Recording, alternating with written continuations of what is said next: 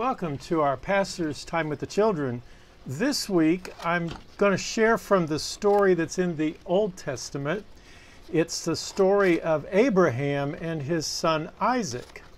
One day God said to Abraham, I want you to take your son, your only son, Isaac, the one that you and your wife waited for nearly all your lives. Remember, Abraham and Isaac were way past, or Abraham and Sarah rather, were way past 90 when their baby Isaac was born. And I want you to take your son, your only son Isaac, that you waited for your whole life, and I want you to take him up on the mountain, and I want you to sacrifice him there for me. Can you imagine that?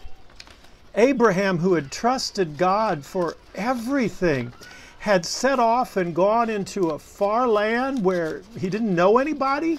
He had trusted God that he and Sarah were going to have a baby even when they were too old to have a baby. And then God had kept his promises, and baby Isaac was born, and now we think he was probably 12 or 13 years old. And here God is saying to Abraham, take your son, your only son, the son that I promised you, and go up on the mountain and sacrifice him. So Abraham said to his son Isaac, we're going to go up on the mountain and sacrifice to God.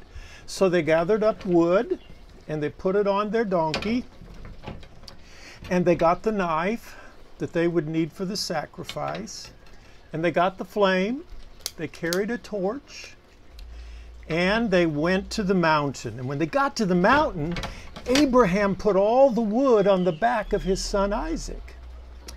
And Isaac said, Father, we have the wood, you have the knife, we have the flame. But Father, where is the lamb for the sacrifice? Abraham said, God will provide.